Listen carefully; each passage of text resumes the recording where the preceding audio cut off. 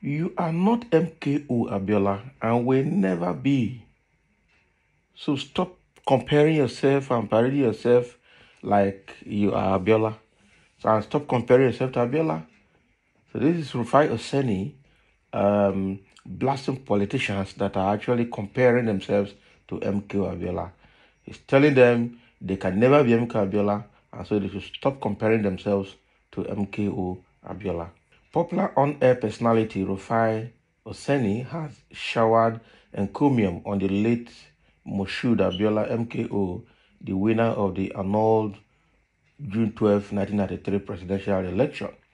Mr. Rufai, on the political discussion segment of the morning show, described the late statesman as one who is in his own class. He made the comment as Nigeria marks Democracy Day on Monday, June 12th, that just concluded.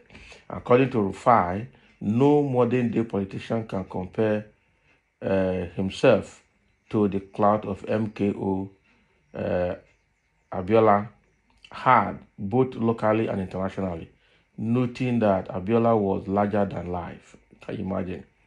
And the reason why Nigerians voted for Basharon MKO Abiola was because he was larger than life. MKO Abiola can't be compared to any current day politician in Nigeria. There was no sector MKO did not touch, Rufai said. He is the one politician that has had a level of appeal internationally that has not been seen before. And I repeat, because I am trying to see some politicians who are trying to draw a comparison to Abiola, he said. He further called for the introduction of June 12 as a separate topic in curriculums across the country. I think going forward, I would like to make a suggestion that the history of June 12 should be added to the school's curriculum so that from a very tender age, they are taught the history of June 12 and what happened, because we deliberately pulled out history from our curriculum because we don't want to tell people the truth. But June 12 specifically should be a topic on its own in the curriculum because people know the truth, and only the truth will lead people to a path of recovery. So this was, I think it was analysis that went on Arise TV yesterday during the celebration of June 12 Democracy Day. Okay, so we all watched Rufai Oseni, who is one of the presenters on the studio, actually blasting some politicians that are comparing themselves to MK Abiola.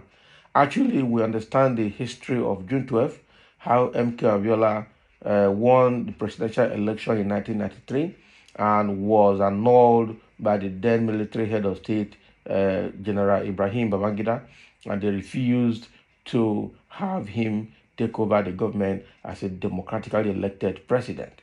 And along the line, it was more like a coup, actually, because at the end of the day, Abiola was arrested, and after all the I think Abiola finally passed on without necessarily taking over I think he's the only president of Nigeria that never sat on the seat, even after winning the election. And to be able to commemorate that day and to make it eternal, okay, Nigerian subsequent president, I think it was, who did that? Was Obasanjo, made June 12 a Democracy Day so that it would be in history how democracy was scuttled by the military administration.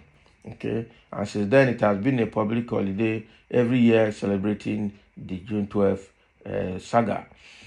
Now, to commemorate this year's celebration, June 12, Rufai Oseni and his team on Arise TV were actually making analysis of the June 12 and comparing the June 12 to what we have today, how free and fair was June 12 election, and then that 1993 election compared to the one we had in this 2023. And this is almost like, how many years? Almost 30 years apart. almost 30 years apart. Okay, so um, Rufai Oseni is now telling Nigerian politicians not to compare themselves to MKO Abiola because MKO Abiola was larger than life. He touched every aspect of life and every aspect of Nigeria, and he appealed to both local and international influences as well. Okay, the same way Obi is is appealing to everybody because Nigerians like Obi both local and international. It's only the political and religious and tribal sycophants that actually don't want to see reasons with that. But the kind of acceptance that Abiola had in his time is the same level of acceptance that actually Peter Obi is having now. Even though Rufai is trying to say that people should not compare themselves to Abiola because Abiola was larger than life. Yeah, Abiola was more wealthier than Peter Obi today, but I guess Peter Rufai knows the people he's talking to because there are some of them, especially the Yoruba politicians, that try to put their shoes in either Obafemi Awolowo's shoes or put their leg in a MKO Abiola's shoes. And actually, these two different Yoruba guys, Yoruba old politicians that have passed on, are different in their own ways and influence their world in their own ways, which the current politicians haven't actually. Current politicians are actually more selfish than Abiola and Awolowo in their own time. So, and that is why Oseni is trying to tell them. I think he's also saying that this issue of June 12th should be included in Nigerian history curriculum in primary and secondary schools. History was technically and tactically removed from Nigerian educational curriculum so that the children wouldn't know the truth. All the things were learned in history back in our days. Children of these days are no more learning it. They have removed all those things. But I think during the studio session yesterday, when Rufai Oseni brought up that matter, I think Ruben Abati confirmed that history has been returned back to the curriculum. But the next thing is we don't know whether this issue of June 12 is included in Nigerian history or not. The same way they refuse to include the Biafran War in Nigerian history. For if it is UK or US or other countries, that war will never be erased from history, and people will continue to learn it and study it and understand what happened and draw lessons from it. But Nigeria, they removed it for some reasons best known to them, and there's no reason that is cogent or reasonable enough to have removed such unique incidents and events from Nigerian history. It can never go.